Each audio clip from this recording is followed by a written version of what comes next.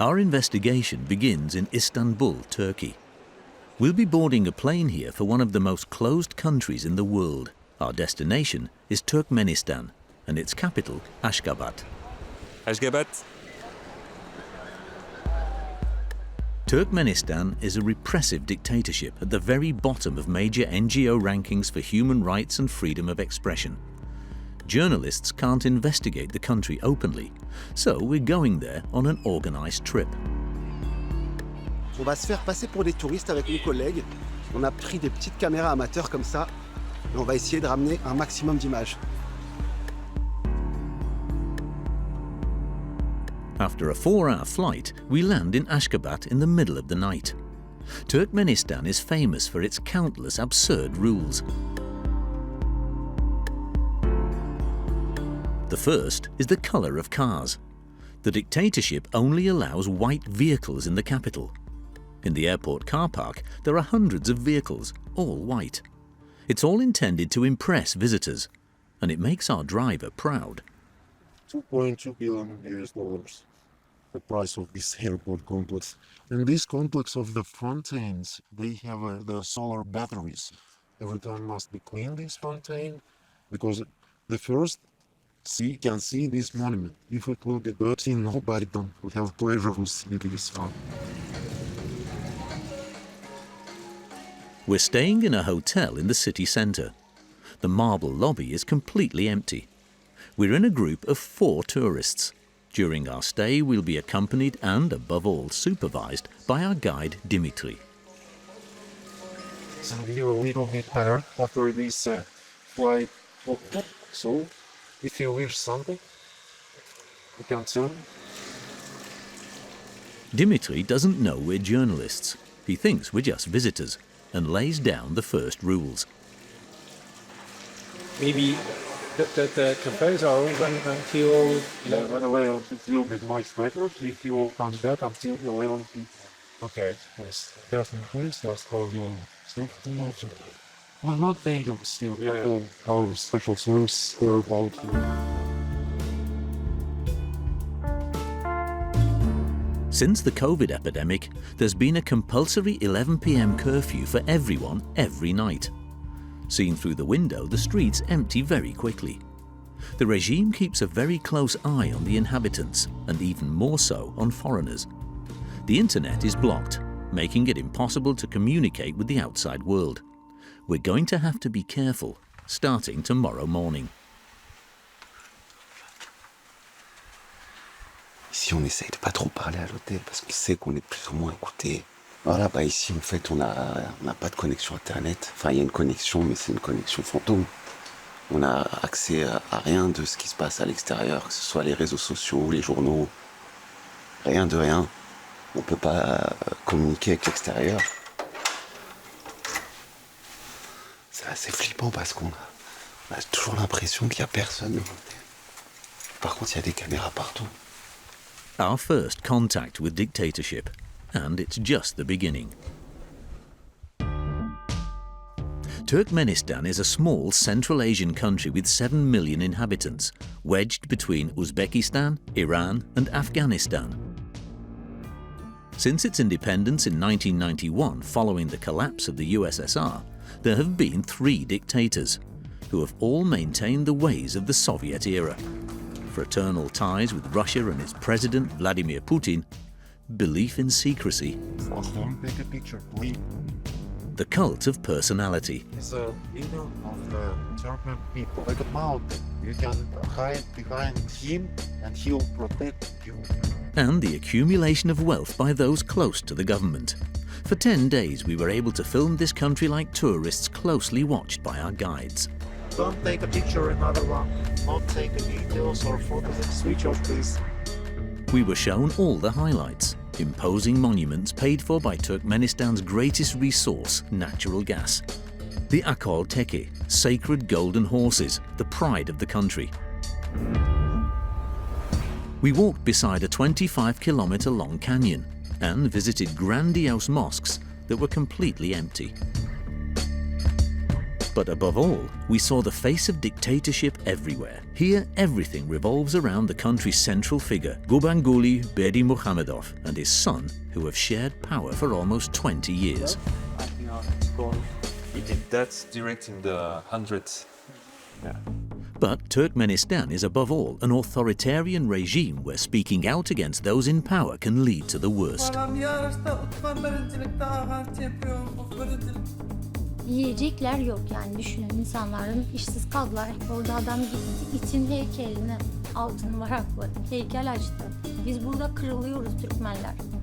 In France, one of the most active dissidents is doing his utmost to fight against the Turkmen authorities.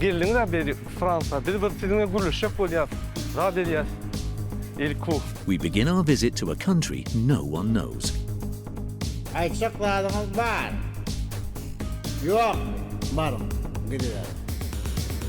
In the hands of a ruthless regime. It's the first day of our trip. As we wake up, everything seems very quiet. The capital's population is officially 900,000, but through the window we see only a few vehicles and no pedestrians. The hotel sets the tone. There are portraits of the dictator and his son everywhere.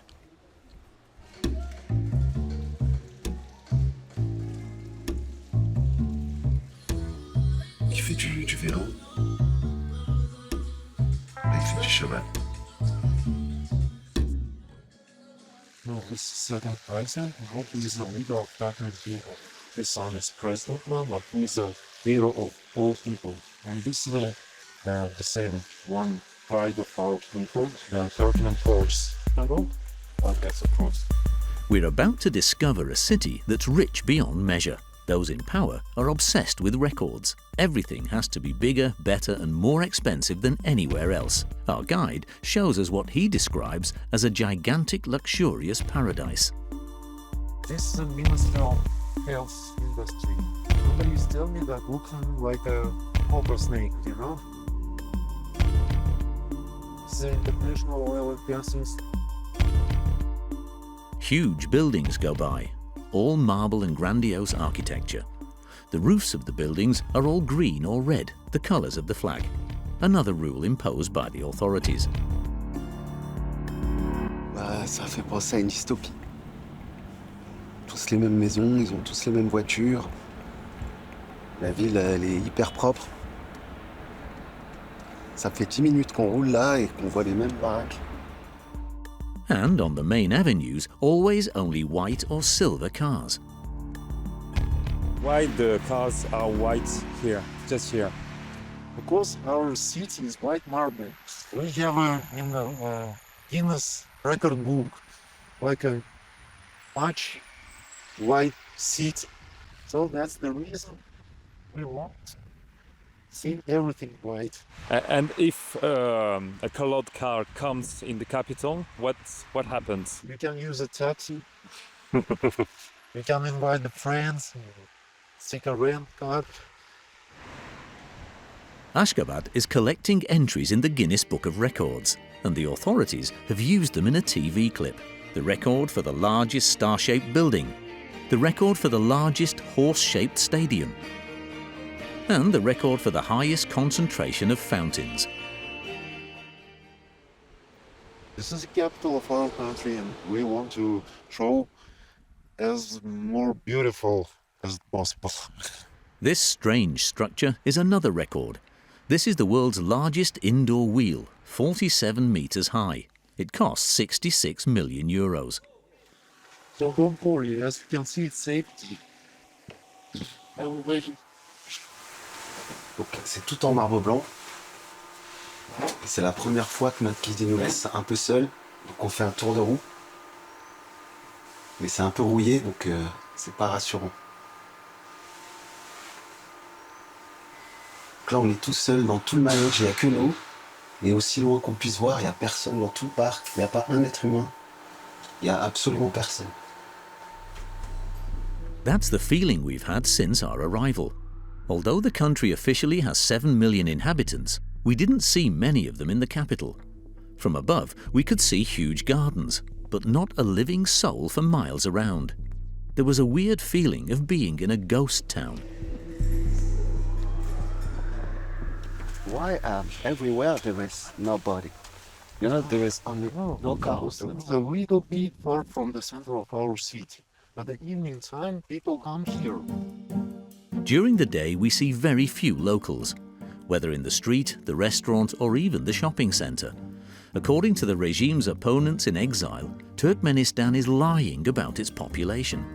Millions are said to have left the country to escape repression, poverty, and corruption, which would explain this seemingly empty city. It's impossible to verify this information. The people we see most often are women, brooms in hand, sweeping the pavements and tending the green spaces.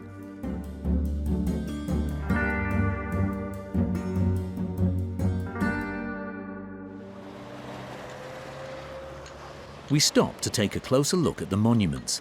There are very precise rules to follow. So you can take pictures from this part, not from this. You can take pictures, photo, videos, but from this side. Let's go. C'est un peu comme ça partout. C'est difficile de travailler parce qu'on peut rentrer nulle part, on a le droit de filmer nulle part. This huge mosque is a tribute to the first dictator who took power when the USSR collapsed in 1991. Before his death, feeling that his end was approaching, he had this grand family tomb built.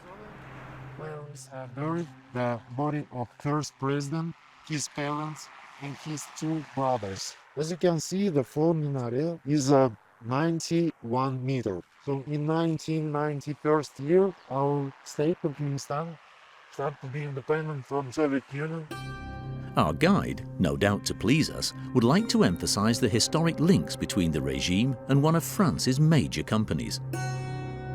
His friend Maxime Bouygues from French construct company helped in this one. All the main Minister of Defense, Minister of Justice, the President Palace, the main objects of this is trust to construct this country. Turkmenistan is a little French, no?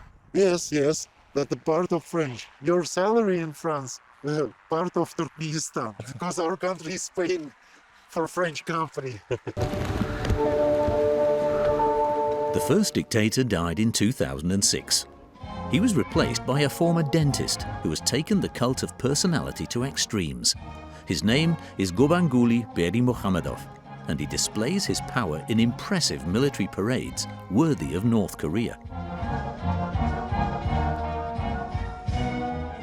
Salam, hormatly, ekserler ve serkerdeler.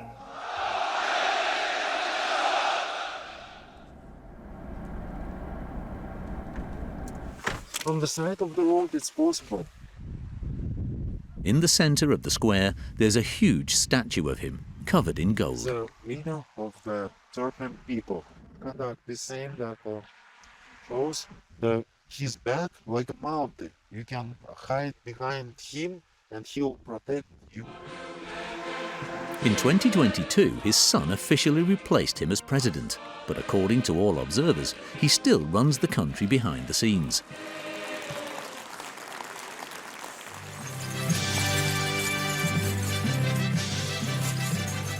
It's Berdymukhamedov who is obsessed with records, to the point of breaking as many as he can himself.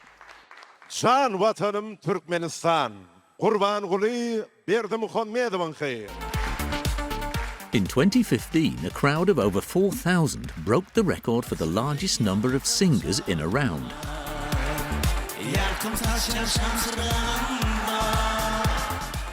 The song was composed by the president himself.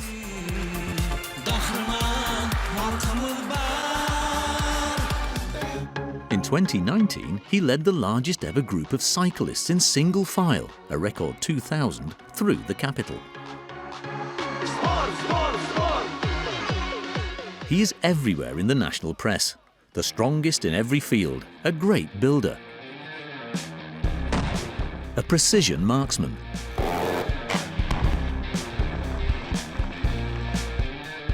a great sportsman,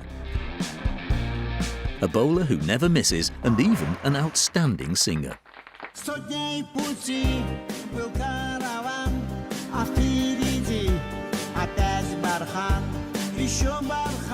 But the great leader doesn't just want to project the image of a friendly, smiling man.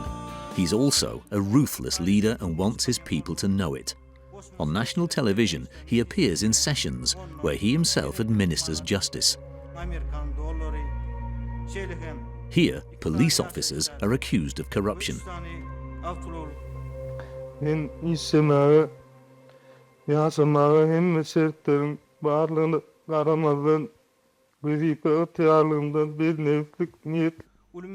The police officers were sentenced to several years in prison, and it didn't stop there. Still on television, and in front of an anxious audience who dutifully noted down everything he said, the president attacked his own Minister of the Interior, who was accused of being responsible.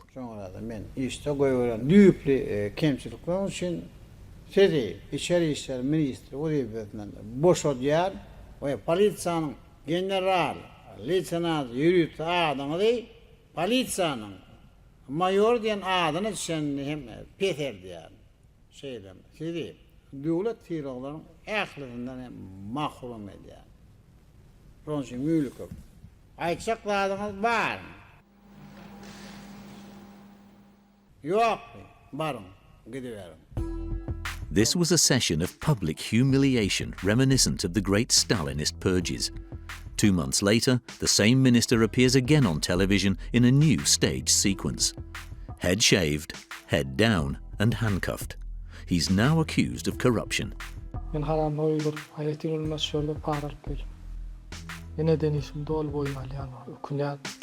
According to dissidents, he was sentenced to 25 years in prison. This is a long way from the genial president.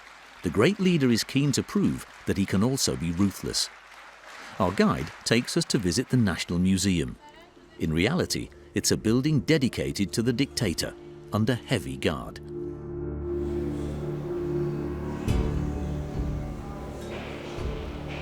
C'est interdit de filmer, ils confisquent les caméras. Malheureusement. En fait, là, il y a des femmes en tenue violette qui nous suivent partout pour vérifier qu'on ne filme pas. The museum is split in two. We were given permission to film the part devoted to the history of the country. There is a statue of Alexander the Great here. And came here. And other relics of antiquity. But the other wing, which compiles the exploits of the nation's leader, seems to make the Guardians even more tense. They say no picture inside, but you can see all of them. Okay, no problem. We're going to have to film even more discreetly. 2 floors are devoted entirely to the father of the current president, the country's Grand Master. Good sportsman? Yes. No, it's gold. It's gold, I think. The great leader is not only a sportsman, but also a scientist. He wasn't a dentist? I think, yeah, dentist. Yes. Mais là, il regarde une radio des poumons. The visit continues with his other passions, music, Ça, c'est quand même marrant, quoi. cycling, shooting, With his rifle and his gun, he did that direct in the hundreds. Yeah. Right. but above all, horses. There are saddles and paintings. The Turkmen people were originally nomadic horsemen. The country has its own breed of horse, the Akhal-Teke. The great leader poses alongside them whenever possible. It's one of the highlights of our trip. We're crossing the plains of the country to get a closer look at these famous horses, some of the most expensive and rarest in the world. Alors là, on vient d'arriver, on est dans un centre d'élevage d'Akhal-Teke, qui est en fait le cheval symbole du Turkménistan. C'est le plus important symbole. Tous les citoyens du Turkménistan ont un Akhal-Teke sur leur passeport. Et c'est aussi bien sûr le cheval préféré du président. The Turkmen already rode these horses 3,000 years ago. They are famous for their coat, which sometimes appears golden.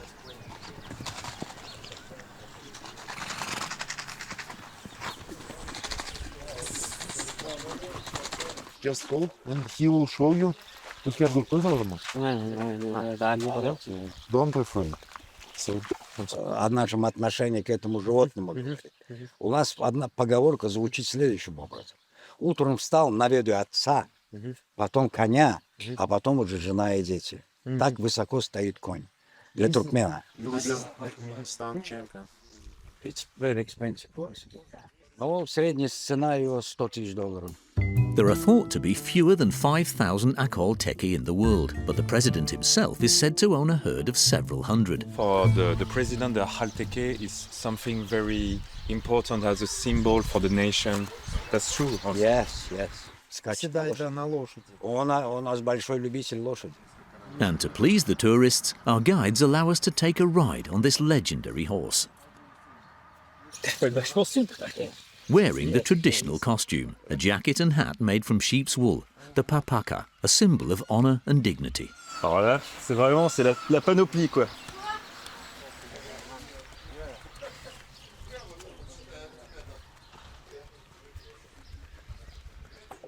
The great leader, too, never misses an opportunity to be filmed in this outfit and on this animal, which links him to the mythical history of his people. He even broke another record in 2018. His own Akhal-Teke, which he had trained himself, walked on its hind legs for 4.19 seconds, a feat that is obviously listed in the Guinness Book of Records. But his passion for horses almost cost him dearly. In 2013, a major race was organised in which the president took part. For once, several foreign journalists were invited. The great leader won, of course. But at the end, in front of a large audience, dozens of men in black rushed in. The president appeared to be unconscious. For several seconds, the regime held its breath. He was taken to an ambulance. Later, he emerged apparently well recovered. The authorities did everything they could to prevent the images leaking. Everyone leaving the country was searched at the airport. It was a failure. The footage went around the world. Only the Turkmens didn't see it, and it was obviously censored on national television. The instructions were to show only the glitz and glamour, and always, whatever happened, to praise the dictatorship. This story is just like the regime, a sham. Yes. Oh, they will give you like this one in the plane, so you have to be ready.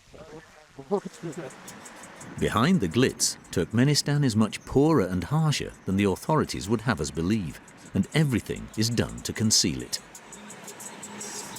It's beautiful, but at the night time, it's much better. We find out the next day, when we leave Ashgabat, the capital. I have to hide. I have to hide in the room. Yeah. Now please make a video site. But it's the rules of the airport security. Yesterday, a local lady just made a video for first person cell phone. The policeman come to her to raise these videos because it's something below us. Same rule during the flight, no cameras. This is even specified in the safety instructions. Switch off the camera. According to the World Bank, per capita GDP in Turkmenistan is €8,000, over 4 times less than the EU average. Opponents of the regime in exile point to mass unemployment and extreme poverty. Only a tiny minority benefit from the country's wealth.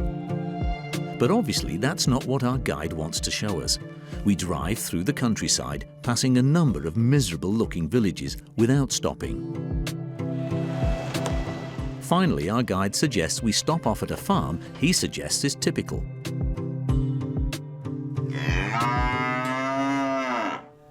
It's located in the middle of the desert steppes of Turkmenistan, just a few hours from the capital. This farm produces meat and cereals. It tastes this traditional sweet, soft bread. This is one of from traditional delicious here. They given free of cost on the weddings for dear guests that visiting. This is the original camel milk. No need to drink full, you just taste. This is not a poison.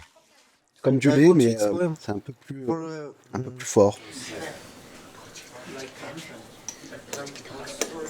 We soon realized that we weren't on just any farm. The order for this lady, but a special sign, like a medal, you know. a medal to congratulate her on having 8 children. And in this little village we can buy traditional souvenirs. There are key rings, a few spices, and also amulets that are supposed to protect you against all ills.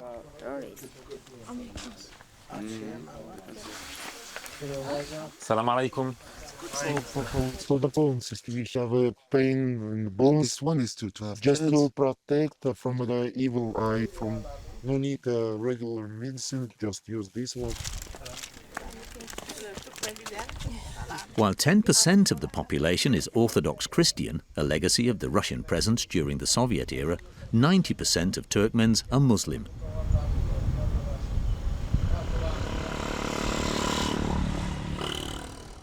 We set off for Turkmenbashi, a seaside town on the shores of the Caspian Sea. We immediately noticed the difference from the capital. No more marble or grand monuments. The inhabitants live in dilapidated apartment blocks, most of which date from the Soviet era. The rules also seem less strict. We pass a few colourful cars. In Ashgabat, everything is new in marble and gold. Here it's more like a regular. You don't take money from the towns for the make a rich Ashgabat. No. And believe me, this region can give for himself would need a lot of oil here. Yes. Oil factory. It's the richest, one of the richest regions. Like in Ashgabat, you know, many monuments or beautiful houses. They find. They want to officially show that this is the richest region. To show us how prosperous the region is, our guide takes us to a chic but empty restaurant overlooking the water. On the menu, there's a local treasure.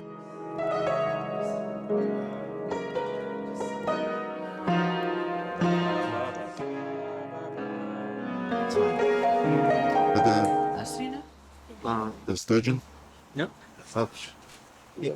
I hope you enjoy your meal. Taste our local sturgeon. Yeah, sure. Ouais. En fait, l'esturgeon, c'est interdit à la vente et à la pêche dans toute la mer Caspienne. C'est le guide qui me l'a dit tout à l'heure. Donc en fait, c'est pas illégal dans Londres, mais ça coûte assez cher. Donc voilà, mangez. Bon appétit. Thank you. Our guide also takes us to a market to prove to us that the stalls are full. The food is indeed plentiful, even the most luxurious. Ah, sorry. Real cattle from Caspian Sea. Pas mal, hein? 205 manats for 100 grams, but for you, because I bring 200. 200 manas.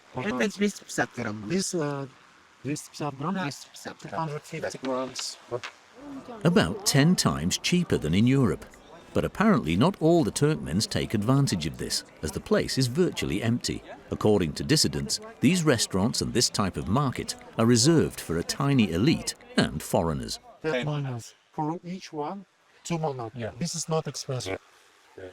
A man prevents us from filming. Ask, they don't like. Maybe he's policeman. Secret service. It's the same in all the markets we visit during our stay.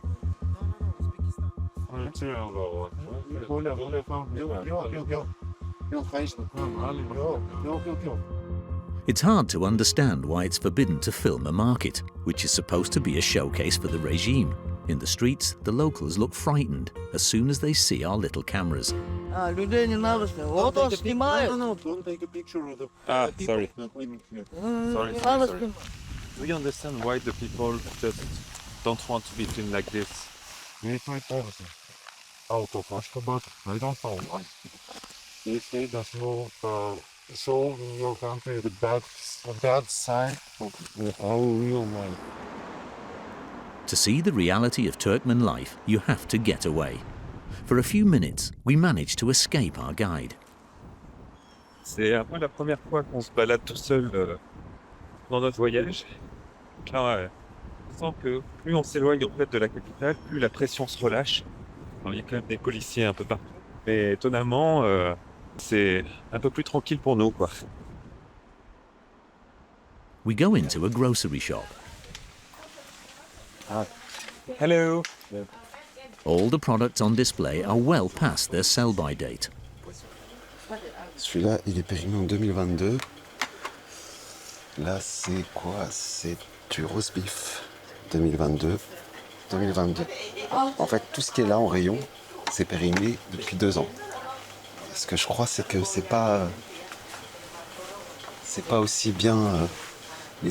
Les richesses sont pas aussi bien réparties qu'on veut nous le faire croire. Là encore, 2022. It's a far cry from sturgeon on the terrace and cheap caviar. We continue our little escape from our guide. In the street, a man greets us and invites us into a shop. Traditional Turkmen clothing is on sale there. Right, that one. C'est joli ça. Je sais pas si c'est joli. Je pense qu'en termes de ridicule, j'ai déjà été très très solide sur le cheval. Là, ça va être pas mal. Ça me va bien? Je sais pas, mais lui, il est mort de rire en tout cas. Ça va bien? We soon find out that the man who stopped us is not just a hat salesman. With this one? Yeah. Okay. So... I'm blogger. No! No, it's you? It's you. Yes. Could you show us?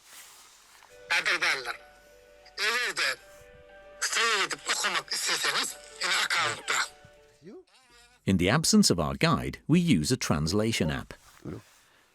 Usually in Turkmenistan, all the social media are blocked. So how does it work for you? How do you use it? Это ложная информация. Вот, я пользуюсь, спокойно могу заходить в любой соцсеть. Oui, effectivement. Instagram, But look. YouTube. C'est incroyable. A blogger in a country where the internet is virtually inaccessible and social networking is banned, a mystery. YouTube. And WhatsApp. He's keen to make a TikTok video with us. Şu İngiliz mi, Nemis mi, bir Allah bilir. Haysi yurttan geldiniz? Excuse me? Fransa, İtalya. From France, yes. Fransa. Fransa. diye.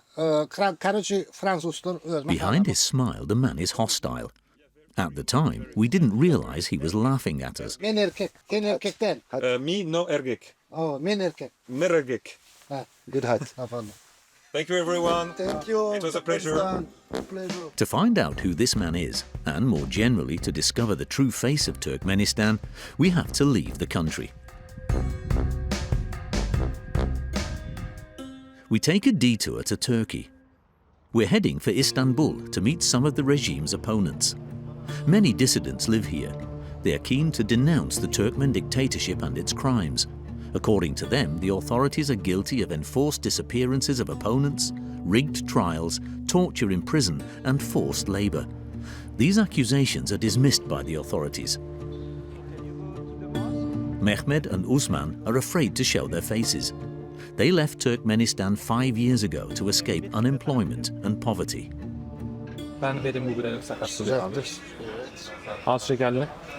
Even though they live in a foreign country, they feel they are being closely watched. Ya eleştirdiğin zaman ülkene gönderebiliyorlar, alabiliyorlar seni, kaçırabiliyorlar. Bizim rejimin orada adamları var. Yine birkaç tanesini göstereyim size. Bu adam, Şu tip şu adam. Attends, c'est très très important parce que ce monsieur, je l'ai rencontré au Turkménistan. We recognize our blogger, the one who was having fun insulting us in Turkmen. İstediği bir kişiye söyleyebiliyor. İstediği bir kişiye tehdit edebiliyor. Şartlık şey değil. bu adam rejimden bir tarafta. Kıyafet değil, bu sürekli ilden ile, otelden otele geziyor sürekli bu. According to the dissidents, this blogger is one of the few who can use social networks in Turkmenistan. His mission is to attack anyone who gets in the way of the regime. On his TikTok account, where he has 130,000 followers, we find the post where he mocks us.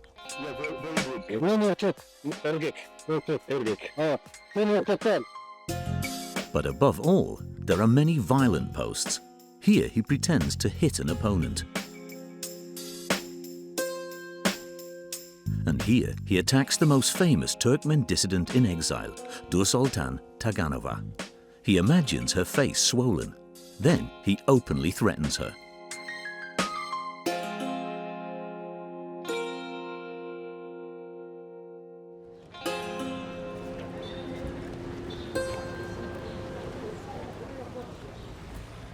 Nursultan Taganova is the regime's #1 target and a symbol of the opposition. It took some time to convince her to talk to us. In the end, she arranged to meet us in Istanbul. She is suspicious of everything and everyone. Türkmenistan hükümetini destekleyen bazı vatandaşlarımızın adresimi aradığını, özellikle buldukları zaman işte benim kafamı kesip başkente asmak istediklerini, işte bana işkence yapmak istediklerini, hani yürüdüğüm zaman sürekli ben bakıyorum sağıma soluma, hani arkamda önümde biri var mı diye pek de güvende hissetmiyorum maalesef. Arkadaşlarımı çağırdılar polis merkezlerine, arkadaşlarımı sorguladılar. Herkes beni engelledi, herkes benimle irtibatı kesti. Nursultan lives in a small, dark flat on the outskirts of Istanbul. She arrived in Turkey 12 years ago. Bilka'yı da çeksin. Bilka gel. Initially, she came to work and earn a living to escape poverty in Turkmenistan. But time passed. Today, she can no longer return to her country. Bunlar benim çocuklarım gibi ya. Bilmiyorum ya, belki şeyden kaynaklanıyor olabilir. Oğlumdan çok uzun süredir ayrıyım ve sadece telefonda görüntülü konuşabiliyorum oğlumla. Nursultan began by publishing videos against the Turkmen regime.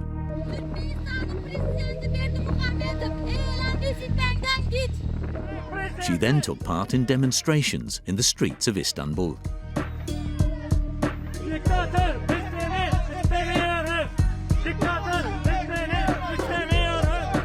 That's when she started to be targeted, like the day she was in the middle of a video conference meeting with other opponents. Demek isterdiniz. Uzatma tuttular. Haramlar. Eğer korkup yaşayacağım fikirlerden olsa arzu eder. Sizlerden korkan, sizlerden korkak, namert haramlar. But nothing can stop her. She continues to denounce the dictatorship. We show her the footage we filmed in Ashgabat, the Turkmen capital. Bu başkenti çekmişler galiba. Bomboş şehirler işte, insansız, ruhsuz. Gereğinden fazla halka faydası olmayan binalar, gereksiz yapılar, milyonlarca para harcanarak yapılan işte heykeller vesaire. It would be impossible to say these things in Turkmenistan. Major NGOs such as Amnesty International and Human Rights Watch rank Turkmenistan among the most repressive states in the world. Yani Türkmenistan, büyük ihtimalle Türkmenistan hapishanelerinin birine atılırım. Bu tür suçlamalarla yargılanan insanların hiçbiri hapisten diri olarak çıkmadı. It's impossible to know the exact number of political prisoners in Turkmen jails.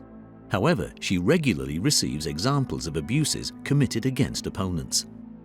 Recently, the story of a young judoka leaked. Süleyman Tuzumbayev, 14 years old, who refused to lose a fight against a member of the dictator's family. He was allegedly attacked by unknown assailants. He was seen in hospital a few hours before his death.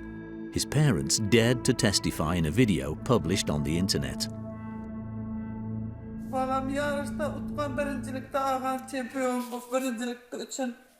Balasından deyip Türkmenistan'ın bayrağını Amerika ko'tarib çıkaman deyip balam prezident bilan salamlaşaman deyip. According to Nursultan, being abroad does not protect dissidents. She's certain that agents of the Turkmen regime are monitoring them here in Turkey. Evet, bir dakika. Kim o? Nereden? Yörem ne oluyor? A delivery on a bank holiday. Buyurun. Estağfurullah, inanmıyorum yöremden geldiğini. Ben hep böyleyim, diken üstündeyim. Hep böyleyim. Gece yatarken bakın, kapıyı göstereceğim size. Ben böyle gece yatarken birkaç kere böyle yatıyorum. Korkuyorum gerçekten. Her şey olabilir. According to opponents of the regime, the biggest lie told by the Turkmen authorities concerns the standard of living of the country's inhabitants. as can be seen in these videos filmed secretly in 2021, which we were able to obtain. The footage shows long queues outside state-run shops selling basic necessities at affordable prices. As in the days of the USSR, products are rationed. You sometimes have to wait hours to fill a simple container of drinking water.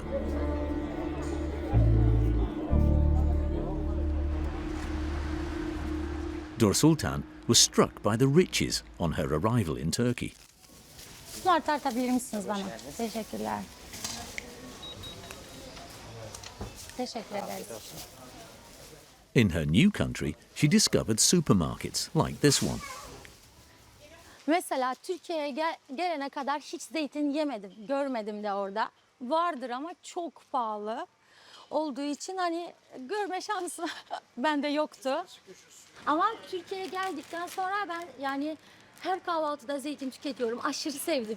Geldiğimde tabii ki özellikle marketlerde böyle meyveler dizili ve o kadar ucuz ki fiyatları, tabii ki şaşırmıştık. Benim yaşadığım bölgede Lebap tarafında benim çevremdeki aileler meyveyi yılbaşından yılbaşına It is this poverty that has driven so many Turkmens to flee their country. Teşekkürler. There are more than 1 million of them living in Turkey, according to the NGO Human Rights Watch. Economic exiles, although they're from a rich country.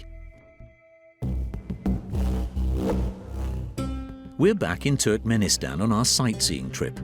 We set off for the country's most famous attraction. On the way, we see huge vats of gas and oil. Hydrocarbons are Turkmenistan's main source of wealth. We stop off at a petrol station for a demonstration. We will be less than 8 cents per 1 liter. 8 cents. Yes. Total tank for the gas 8 manat, 8 man total, and it's possible 300 kilometers. But that's not all. Turkmenistan has the 4th largest gas reserves in the world, just behind Qatar. A major source of wealth.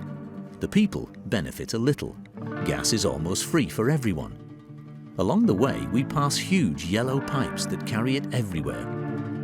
Even in the most remote villages, which seem deprived, there is gas flowing. And of course, there's also a statue from the Soviet era. And after several hours of hard driving in the middle of the desert, La route est pourrie. we arrive at Turkmenistan's most famous landmark, a hole. Darwaza, nicknamed the gateway to hell, is a symbol of the country's immense gas wealth. Ça fait 50 ans qu'il y a des émanations de méthane suite à un accident pour le creusement d'un gisement. Et donc ça fait 50 ans que ce cratère flambe. It's 70 meters long, 30 meters deep. In 1971, Soviet scientists set fire to the crater to stop a gas leak. They thought the fire would not last. Today, it's still as powerful as ever.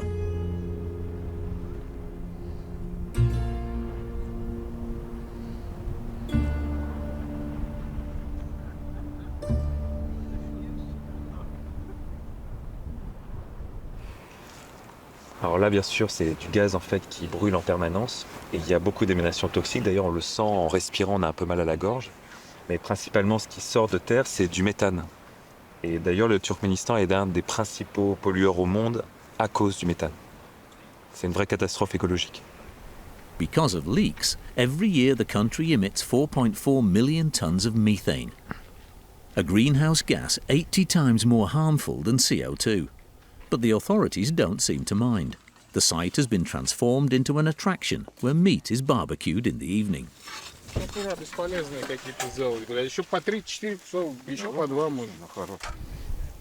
And where a small camp with yurts has been set up to welcome tourists. Oh, good evening. From middle of the Karakum Desert. Do you know how many tourists visit this place each year? Each year, totally 12,000. Yeah. But this is a famous place, so I think that more than half of them is visit this place.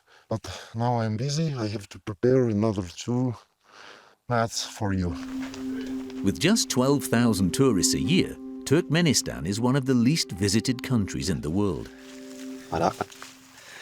Tout petit matelas, un petit sac de couchage militaire.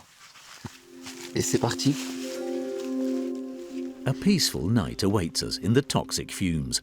The gateway to hell also inspires the great leader Berdymukhamedov, who is always at his best when it comes to showing off.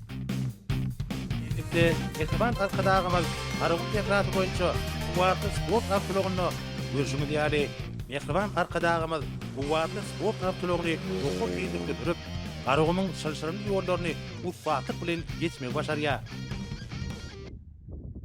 gas, which is abundant in Turkmenistan's subsoil, also enables the government to play a key role on the international stage. We head back to Ashgabat. A quick stop at the car wash, of course. Il nettoie la voiture parce qu'on ne peut pas rentrer à Ashgabat, la capitale, si la voiture n'est pas impeccablement blanche ou là, en l'occurrence, argentée.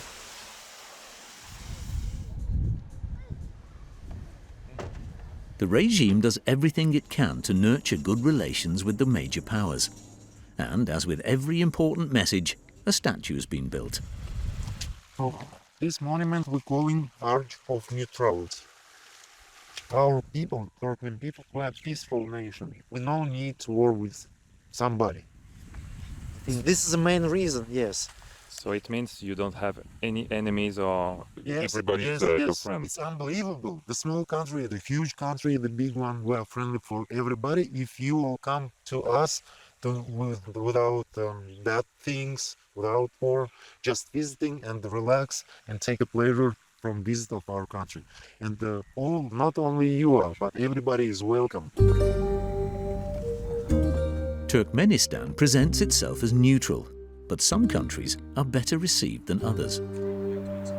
Big persons of the whole world came here to make a small forest for a long memory about their visit. In this little wood, a tribute to distinguished visitors, we find only authoritarian leaders. Former Russian President Dmitry Medvedev, Belarusian Alexander Lukashenko. But here it's Xi Jinping. Yes, Xi Jinping, head of Chinese People's Republic. Yes, but everybody is smart, I think, because they are start to be a leader for this or another one nation. For the European Union, only Viktor Orban, Hungary's far-right Prime Minister, is represented.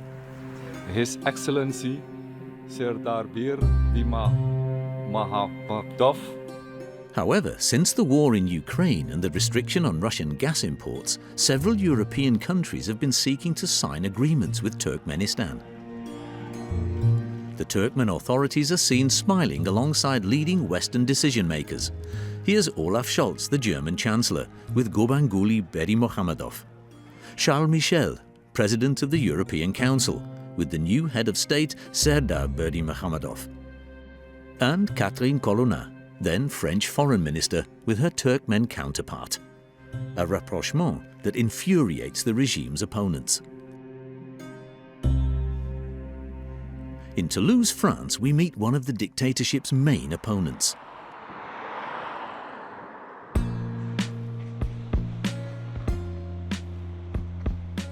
Bonjour à tous. Maxime, s'il te plaît.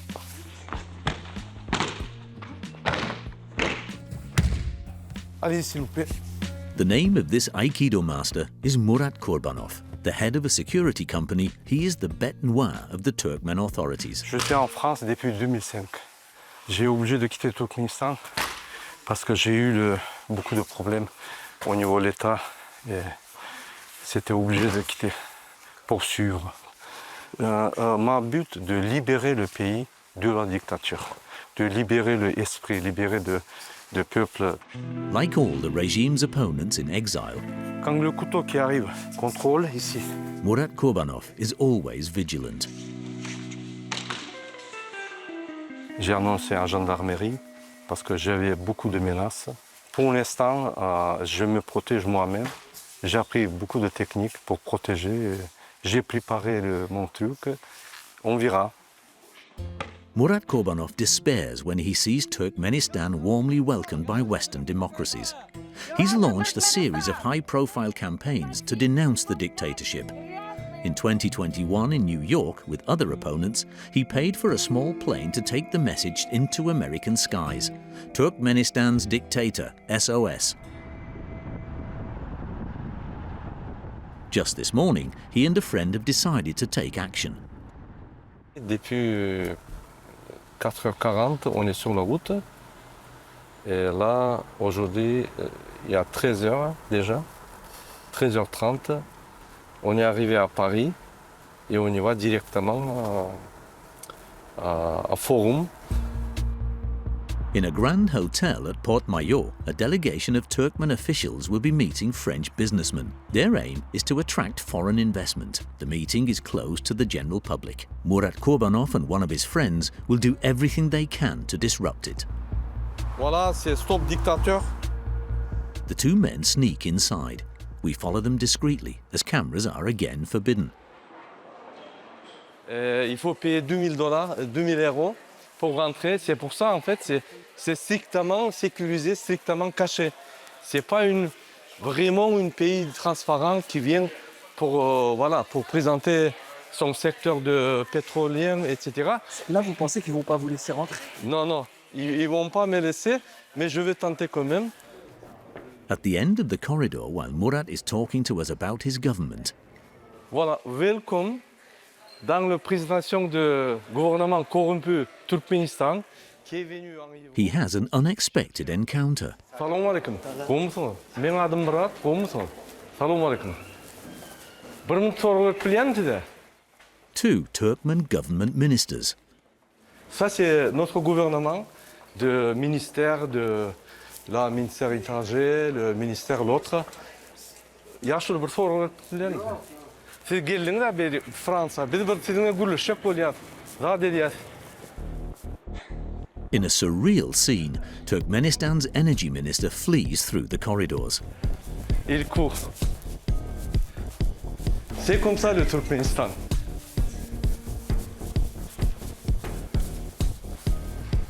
Ils sont disparus.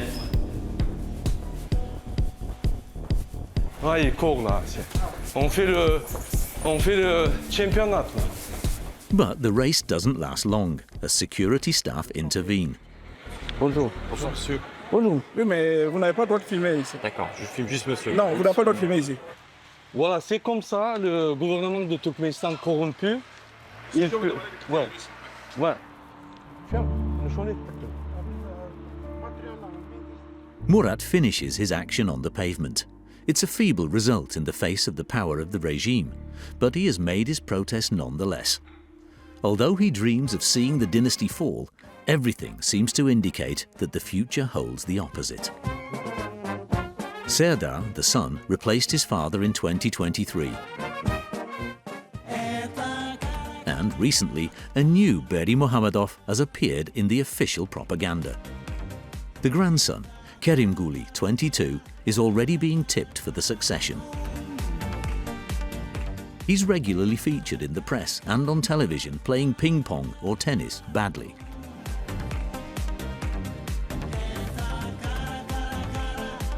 He also loves cycling and music. Will he be as much of a megalomaniac as his grandfather? The patriarch has decided to build a city in his native region costing $5 billion. It will bear his nickname, Arkadak, the Protector, and will be a monument to his glory.